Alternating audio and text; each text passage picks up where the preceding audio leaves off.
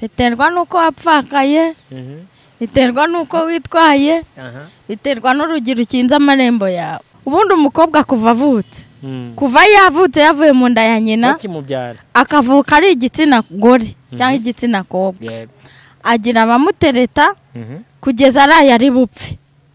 Iyo yashatse niko bimeze nimba mbeshya abantu banyomoza. Ariko ikibazo nukuza kubivuga, kuza kuvuga ko watereswe cyangwa kuza kuguteretera ku karubanda.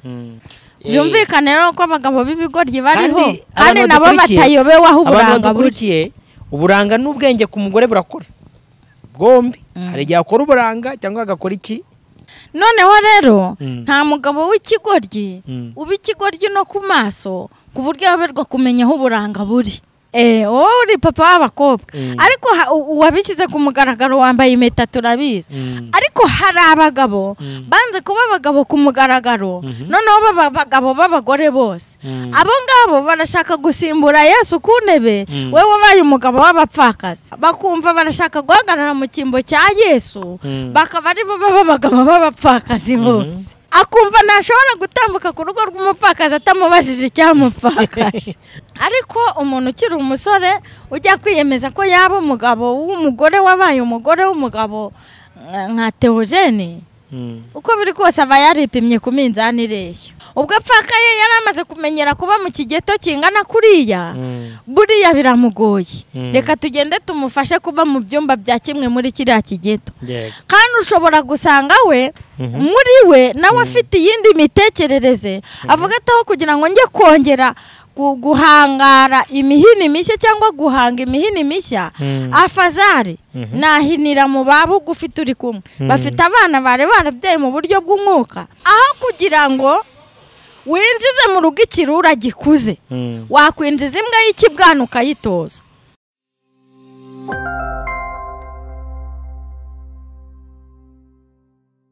Yes, reka nizere ko umeze neza kandi uri amahoro. Nge nitwa Prince Robert, umuhungu w'Imana n'abanyarwanda. Komeza ugubwe neza aho uherereye hose. Kuri kamera ndi kumwe na Josephine. Meze ute? Meze neza. Meze bon. Yarambwiye ngo ntago ujye umbwira ko utameze neza. Nese kubwira abantu ko meze nabi byaba biri bubafashe iki? Ariko je mba meze neza ubundi.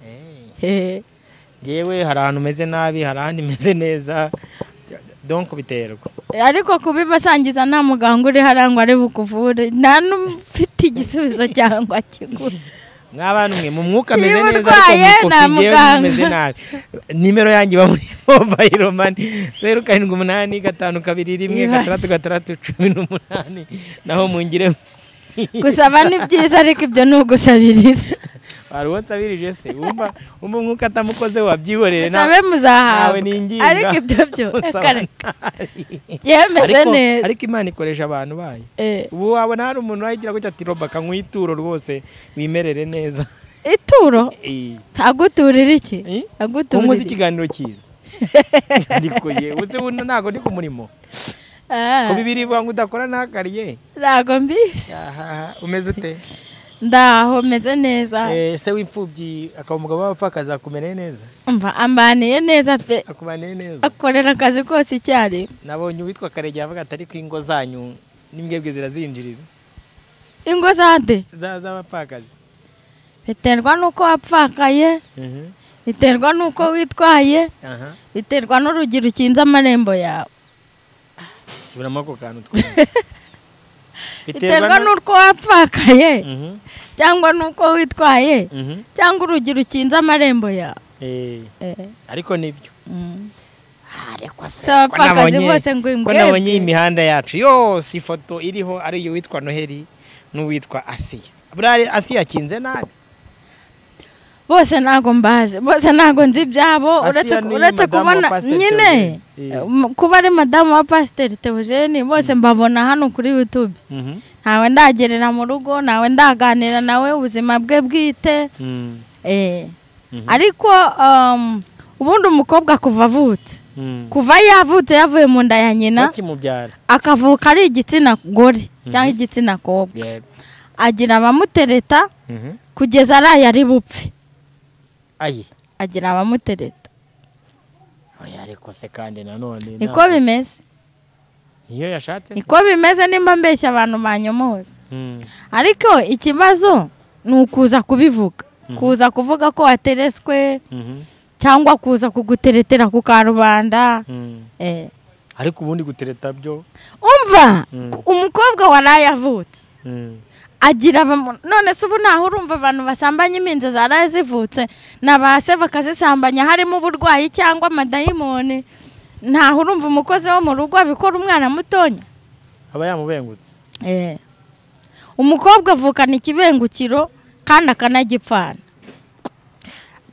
nawe ariko wabibonye kuri iyi mihanda wabibonye nyine izo nkuru ndazibona ariko ntago ndi buvuge ngo ni ukubera ko yicaye nabi ngo bitume bamumenyera cyangwa batangiye kumurambagiriza kuri kamera kuko Bibiliya itubwira n'abagabo b'ibigoryi kandi bariho jya muri Samweli wa mbere urebe ibice 25 urabizi ntacyo jya nkubwira ntasomye ariko nawe urabizi Samweli wa mbere ibice 25 havuga ibya Nabali kandi Nabali uwo Bibiliya ivuga ko yari umugabo w'ikigoryi ataza kugira abavuga ngo natukanye kandi ibyo navuze bihari tumaze tunahasome tuganire Samweli wa mbere ibice 25 were ku murongo wa mbere ni inkuru ndende utasoma ngo urangize ariko umutwe waho w'amagambo uvuga ngo ibya Nabali Nabali rero uyu yari umugabo w'ikigoryi keretse ushatse gusoma vuba vuba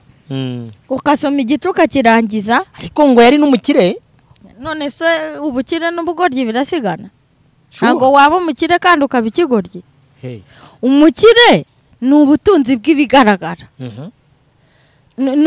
kugira ngo umuntu bavuge ko ari umukire nuko afite uyu nguyu impamvu yitwaga umukire nuko yari afite ariko ubundi reka tuhasome reka tuhasome nuko ntambaye rinete ubwo ntambaye zamfasha amaso zanjye ariko ntacyo reka ngerageze nubwo kamisomere hariho umugabo w'Imanowa kandi ibintu bye byabaga i Karumeli yari umutunzi cyane yari afite intama 5,000 n'ihene 1,000 icyo gihe yakemurizaga ubwoya bw'intama ze i Karumeli uwo mugabo yitwaga Nabali n'umugore we yitwaga Abigayeli uwo mugore yari umunyabwenge kandi n'uw'uburanga ariko umugabo we yari umunyamwaga genda gake manze nkubwire wumvise uburanga hanyuma se uyu wabyanditse yari umugabo we kuki yabonaga ubwo buranga ni ukuvuga ko hariho uburanga bugaragarira n'inyuma ariko ngo yari n'umunyabwenge ubwenge bwo umuntu ashobora kubukoresha ahantu aho ariho hose bukumvikana ubwenge n'impumyi yabumenya biragora ngo kubona uburanga bugendanye n'ubwenge akenshi bikunda kubisikana ariko uyu we yari abifite byombi noneho ubwenge n'impumyi yabwumva umuntu ufite ubumuga bwo kutareba yamenya umuntu ufite ubwenge ariko uburanga ntabwo ufite ubumuga bwo kutabona yabona uburanga komeza haryo ubwo ndi kuri 25 sibyo 25 twari tugeze ku murongo nibura wa 4 hera kwa 4 katera ku murongo wa 4 Dawidi akiri mu ishyamba yumva ko Nabali akemuza ubwoya wa 3 ariko twari twasomye rimwe yaho twari twasomye ariko uwo mugabo we yari umunyamwaga w'inkozi y'ibibi yari uwo mu muryango wa Kalebo Dawidi akiri mu ishyamba yumva ko Nabali akemuza ubwoya bw'intama ze bukeye Dawidi atuma abagaragu be b'abasore 10 arababwira ati nimuzamuke mujye i Karumeli musange Nabali mundamukirize mumubwire uwo mukire muti amahoro abe kuri wowe no ku nzu yawe no ku byo utunze byose bunumvishe ko ufite abantu bakemura kandi abashumba bawe babanaga natwe nta nabi twabagiriye ntacyo bajimije igihe cyose babereye i Karumeli baza abahungu biwe barabakurikira abo bahungu bakigerayo abo bahungu bakugirireho umugisha kuko tuje ku munsi mwiza nuko ndakwinginze ukiva mu maboko yawe ikiva mu maboko yawe cyose aba ari cyuha abagaragu bawe Dawidi abahungu bo kwa Dawidi basohoye aho babwira Nabali mu kigwi cya Dawidi ubwo butumwa bwose uko bungana baburangije baraceceka Nabali asubiza abagaragu be ati Dawidi ninde kandi mwene Yesayi ninde muri iyi minsi hariho abagaragu benshi bacitse ba shebuja mbese nende ku mitsima yanjye no ku mazi yanjye n'inyama mbagiye abakemuzi banjye mbiha abantu ntazi iyo baturutse. Nuko abagaragu ba Dawidi barahindukira basubirayo, bagezeyo bamutekereza uko byagenze byose. Nuko Dawidi abwira abantu be ati umuntu wese niyambare inkota ye. Nuko umuntu wese yambara inkota ye. Dawidi nawe yambariye. Abantu nka 400 bahera ko bazamukana na Dawidi abagiye imbere ariko abandi 200 basigara ku bintu. Umwe mu bagaragu bana barabwira Abigayeli Mukanabali ati umva Dawidi yatumye intumwa ziva mu butayu kuramutsa databuja. Aho niho hakomeye, arabakankamira kandi yari umunyamabikoko. Kandi abo bagabo batugiriraga neza cyane, ntibadukoze isoni. Twagira icyo tuzimiza igihe cyose twabanye nabo tukiri mu rugishiro. Batubereye inkike ku manywa na nijoro igihe cyose twabaniye nabo turagiye inama. Nuko none ubimenye utekereze icyo uri bukore, kuko bamaramaje kugira nabi databuja n'ubwo rwose. Erega umuntu w'ikigoryi nk'uwo nta wagira icyo avugana nawe. Rekeraho. Katurekera. Wabyumvise? Erega umuntu w'ikigoryi nk'uwo nta wagira icyo avugana nawe. Yego. 18 harakomeza bagenda bavuga icyo umugore we yahise akora. Yari umunyabwenge n'umunyaburanga.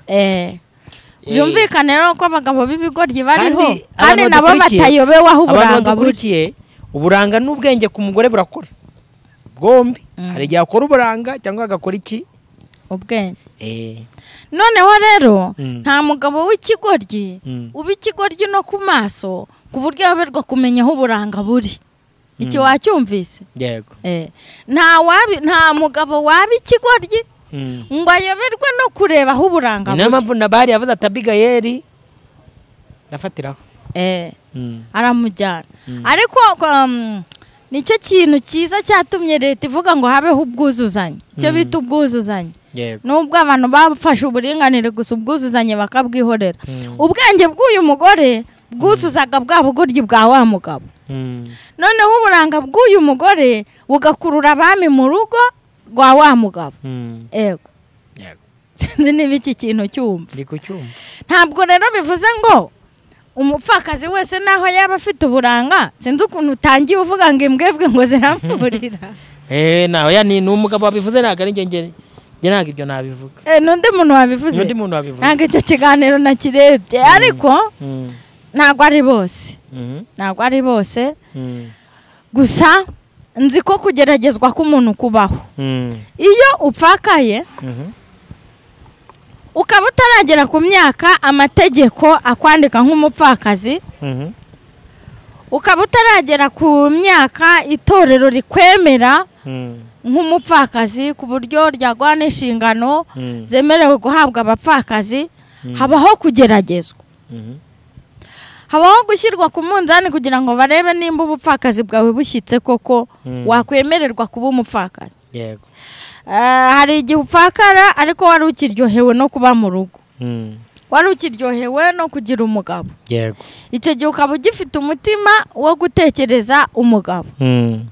Bikwiyandika ku gahanga, bikakwiyandika no mu bitugu ku buryo n'umuhanuzi ashobora kubisoma agahita amenya ko ibyo bintu bikeneye. Yego. Bityo rero umuhanuzi wari wese bitewe n'aho avoma amavuta ashobora kukwigirizaho nkana, akaba ari uhagarara mu kigwi cy'amabuye wowe ukaba ibipimwa. Ubwo ndavuga nko ku munzani w'amabuye. Iyi minzani iba ifite impande ebyiri. Yego. Uruhande rumwe ruriho amabuye, urundi rukajyaho ibicuruzwa. Uwo muntu rero ahitaza akajya mu kigwi cy'amabuye, nawe ukaba igicuruzwa akagupima da. Kandi iyo akurushije ibiro araguhitana. Yego. Nawe iyo umurushije ibiro uba umweretse ko uri umupfakazi ariko utapfuye umutima. Yego. Wenda nkurikije iyi nkuru y'uyu mubyeyi n'uyu mwana w'umuhungu wabonye, ku mpande zabo bombi wabahiziye nama. Yewe sindi bufata ngo umuntu ngo umwite umwana w'umuhungu kandi ntazi imyaka ye. Y'ubukure yo kuvuga. Ariko uzi ko hari n'abantu mwigira mugaragara nk'abana b'abahungu kandi muri abagabo bagwingiye. Mwana gwingiriye mu bugabo. Ubwo nigi uri kuvuga. Oya horo umugabo ndabizi uri papa Neri. Na murumuna we ni musaza we. Murumuna we. wowe uri papa w'abakobwa ariko wabishyize ku mugaragaro wambaye impeta turabizi ariko hari abagabo banze kuba abagabo ku mugaragaro noneho baba abagabo b'abagore bose abo ngabo barashaka gusimbura Yesu ku ntebe wewe wabaye umugabo w'abapfakazi ni wowe wafashe aharemereye aravuga ati aba bapfakazi nta mu apotere wabyishyiraho ngo abishobore reka mbare ijye ubabera umugabo abo ngabo rero biga Bibiliya bakumva barashaka guhagarara mu cyimbo cya Yesu bakaba ari bo b'abagabo b'abapfakazi bose akumva ntashobora gutambuka ku rugo rw'umupfakazi atamubajije icyamupfakaje ngo nibyo ni ihame ry'abafundi hari n'abafundi rero bafundisha Bibiliya ntabwo ibyo nabitindaho noneho ndi buvuge ngo ni umwana w'umuhungu kandi ntazi ubwana bw'aho bushingiye uyu umuntu wiyemera mu ruhame ko yavamo umugabo aba nabizi rega burya nawe aba yaragiye ku minzani ireshya akamenya ko ari umugabo ariko umuntu ukiri umusore ujya kwiyemeza ko yaba umugabo w'umugore wabaye umugore w'umugabo nka Theogene uko biri kose aba yaripimye ku minzani ireshya hanyuma ikindi abantu bazi ko ngo umugabo ni umutwe w'umugore we cyangwa ni umutwe w'urugo noneho umugore udafite umugabo niyo mpamvu ahita yitwa umupfakazi bamugereranya n'umutamutwe kuko umugabo adahari kuko umugabo yapfuye bareba umugore wapfushije umugabo cyangwa utamufite bagahita bumva wataye umutwe bagahita bagira ngo wataye umutwe ubwo umugabo ari umutwe w'urugo bagahita bavuga ngo uyu mugore ubu ntiyuzuye bagahita bagufata nk'umuntu ufite ikintu abura mu mutwe uruhande rumwe bitewe n'urwego wari ugezeho rwo gusenga cyangwa bitewe n'urwego wari ugezeho rwo kwizera Yesu nk'umwami n'umukiza bitewe n'intambwe n'amajoro mwagendanye cyangwa n'ingendo mwagendanye na Yesu hari ababa bahise bamera nk'abataye umutwe koko ariko hari n'undi bitewe n'igihe yari amaranye n'uwo mugabo cyangwa n'uko bari babanye uhita akomera nawe ubwo agahita aba umugabo akaba n'umugore ugahita wibera byose bitewe n'uko mwari mubanye icyitondero ugahita ukomera ugahagarara aho umugabo ugahagarara n'aho umugore noneho hakwiyongeraho Yesu ukumva urakomeye nta n'undi mugabo ushobora kwigora utekereza cyangwa ukenera noneho hari abandi bitewe n'uruhande bafasheho bafata kuri Yesu baba bavuga bati turamubonye ubwo apfakaye abyibushye buriya ibinure ni byinshi biri kuyaga biri no kumutwika ubwo apfakaye yari amaze kumenyera kuba mu kigeto kingana kuriya buriya biramugoye reka tugende tumufashe kuba mu byumba bya kimwe muri kiriya kigeto kandi ushobora gusanga we muri we nawe afite iyindi mitekerereze avuga ataho kugira ngo njye kongera guhangara imihini mishya cyangwa guhanga imihini mishya afazari nahinira mu babugufi turi kumwe bafite abana bari barabyaye mu buryo bw'umwuka ntago mutekerereje nta nubwo muvugiye njye mvuze nkawe mvuze nishyize nko nkanjye nishyize nko mu cyimbo cye bafite abana bari barabyaje ubutumwa bwiza bakuye mu mateme bakuye mu muhanda kandi bamurusha imyaka bamurusha kuba bakuze bajyaga banamugira inama buriya mu buzima busanzwe bajyaga bamuba hafi mu buryo busanzwe bwo mu rugo akaba azi ko uyu muntu arakuze mu mutwe akavuga ati uyu muntu uwamuha itangiriro ry'ubuzima yavamo umugabo kandi mwiza rero aho kugira ngo ujye kwandurira muri ibi byo hirya ngo Imana irantegetse ngo ninze nkubere umugabo Imana yantegekera umuntu ngo naza mbere umugabo ikamutegeka ntakunze nta rukundo ruri muri rye rwo kumukunda ngo naminduka akambera mubi nzabashe kwihanganira umwana twabyaranye wavutse asa na se aregeye ubyara umwana akavuka asa na se 100%. Noneho ise yaba yaraguteye igikomere wajya ureba wa mwana ukamubonamo se yego hakaba igihe ubyara umwana agasa na se 100%. Wa mugabo yaba yarakubereye umugabo mwiza ukajya uhora ureba wa mwana mu ishusho ya se ukavuga ngo naho yanta cyangwa agapfa uyu mwana namukunda kuko mubonamo papa nanone wa undi waguteye ibikomere ukareba ukavuga ngo uyu mwana uvutse asa na se gutya yajya akora n'ikosa ugahita urimona muri cya gikosa papa we yagukoreye. Ahangaha rero aho kugira ngo winjize mu rugo ikirura gikuze wakwinjiza imbwa y'ikibwana ukayitoza. Aho kugira ngo ariko none korobwo ntabwo bawumvise. Aho kugira ngo winjize mu rugo rwawe imbwa cyangwa ikirura gikuze ukirira imbwa ikuze cyangwa ikirura gikuze, cyangwa se aho kugira ngo winjize ikigoryi gikuze Bibiliya ivuze ko ari abagabo b'ibigoryi. Aho kwinjiza umugabo w'ikigoryi ukuze, aho kwinjiza ikigoryi gikuze watora ikigoryi muri ruhurura kikiri gito byibura ukakirera bwa bugoryi bugakura ureba ukajya ubugorora ubuvana aho kiga kugufata ku gakanu nawe ukajya wiga gukinga igikanu cyawe. Niyo mpamvu nkubwiye ngo aho kwinjiza ikirura gikuze cyangwa ikibwa gikuze mu rugo wakwinjiza imbwa y'ikibwana ukayitoza. Imbwa irakura, imbwa iramenyerezwa, imbwa iratoza. Imbwa ziba mu bantu ni ibisanzwe, kandi uzanarebe iteka ryose umwuka w'ubusambanyi uzataka umuntu iyo agiye kurotarota imbwa. Izi mbwa rero ni nazo ahangaha Nabali yari nkazo kuko iyi myuka yari yaramuhuriyeho yombi. Ubugoryi n'ububwa birajyana biragerekerana sintukanye, ariko ubugoryi umugabo w'ikigoryi aba afite ubuhene, aba afite ububwa, abakururana n'ibyo byose ku mutwe, abahetse ubuhene n'ububwa bwikoreye ku mutwe byose bigendanye. Aha rero naho kugira ngo umuntu yavuze ngo ari inkozi y'ibibi, aho kugira ngo umuntu babyita gucirira, aho kugira ngo ucirire imbwa ikuze mu rugo rwawe uyikure mu rugo uyijyane mu rundi. Na Yesu yabivuze neza aravuga ngo ibyo kurya byanjye si ibyo guhimbwa. Aho kugira ngo rero ufate, ni ukuvuga ko na Yesu yemera ko hari abantu bagereranywa n'imbwa. Aho kugira ngo rero ucirire imbwa ikuze mu rugo bwana kayivuga ati wambwa we bino nkwirerere ntabwo ari ukurera ni ugucirira mwiyororere. Ni ugucirira korora borora amatungo takugire ne wa mwana niba ari itungo nakunda naryo ririmo imbwa nyenda zikunda akanya nayo nkunda nyenda imba uko ndi umuveterineri nagiye nzivura nagiye bana nazo ngenda zikunda imbwa urayitoza. Twari dufite imbwa umugabo wanjye ajya kwitaba Imana yari amaze iminsi mikeya ndabyibuka yapfuye ari kuwa gatatu, kuwa kabiri ubanziriza umunsi yapfuye yari yiriwe mu rugo atekera abana amandazi. None imbwa yacu yitwaga Bare yakundaga amandazi, none hayiha amandazi numva ateka amandazi yahishije ayiha amandazi abiri ahita ajya ku kabari twari duturanye ayizanira ibyo kurya by'imbwa byitwa ibigabo. Ayizanira ibigabo byari ibinyama by'ihene by'ibisigazwa bigwiriyemo urugimbu. Urugimbu ni ibintu by'umweru ari ibinure byinshi.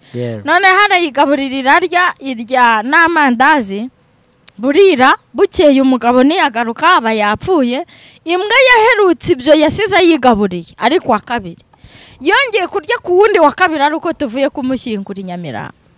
Urabyumva?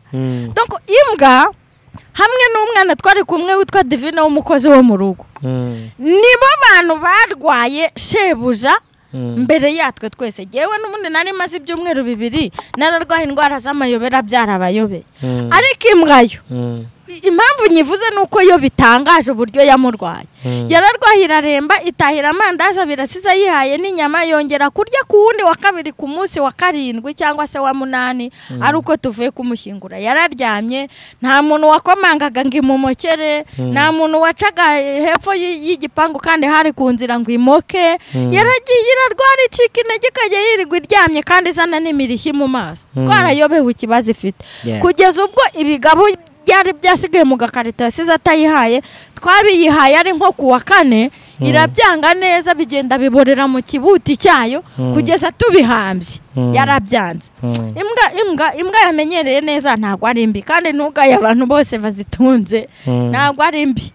Yego. ntabwo ari imburetse wa muntu waciye umugani akavuga ngo urugo rutizera rucirira imbwa ariko imbwa nta kintu zitwaye imbwa ntiyakugambanira ariko umuzamu yakugambanira imbwa ntiyakwinjiriza nta kintu kibi imbwa yagukorera mu bubwa bwayo imbwa uko ingana niko ingana mu bubwa bwayo ibaho nk'imbwa ariko imbwa abantu ni zombi njye nuko nayibonye Josephine tuganira ibintu byinshi cyane kandi mu kanya gato abantu benshi barabwirwa benshi akumva beneyo ari igihe tuba tuvugiye kuri Asiya kuko ari we tubona tamoneri dushyira ku biganiro ariko n'abandi bose bibariho banabyumva ubu ntabwo ari bariya bonyine bahura n'ibyo bibazo n'abandi bagenda bahura n'ibibazo byinshi bigiye bitandukanye ariko reka tubabwire ngo biringire Imana ngiye nicyo kintu nkunda kubabwira reka buriya afite uko abanye nayo mu rugo iwe ahantu yibereye afite uko abanye n'Imana afite uko aganira nayo afite uko imuganiriza afite uko imurengera afite uko imufasha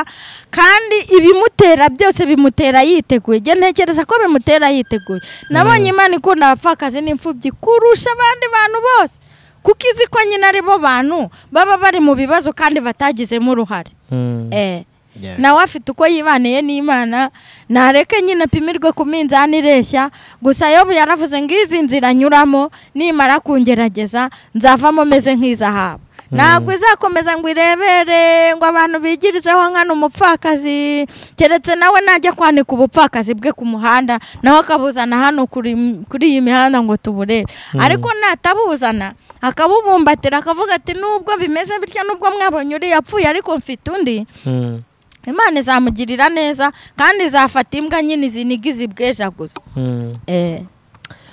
suko ariko abapfakazi baruha ariko uwiga gutereta wese azajya ajya kwigira ku mupfakazi ibi bintu harimo n'umuco w'ubunebwe harimo n'indwara y'ubunebwe abasore b'iki gihe ananirwa gukora cyangwa akabura icyo akora yarangiza akareba akavuga ngo nzajya kuryama hashashe nzajya kuryama hashashe nzajya hari byose nzajya mu rwuzuye mu magambo make akumva yagenda nk'umwinjira biriya bintu harimo n'ubigenzura neza uzasangamo n'umuco w'ubunebwe ariko uwo bireba akwiriye kuba maso hataka nyir'ubukozwe merega ubundi ariko nyir'ubuteruranywe n'akebo waba yumiwe ngano uca ndebe itangana nawe Josephine reka ngushimire mu kiganiro duhaye sibyo yego mvaga nyine ubwo twari twibereye ku mihanda nyine ariko ubu twubatse umuryango abantu ntibakine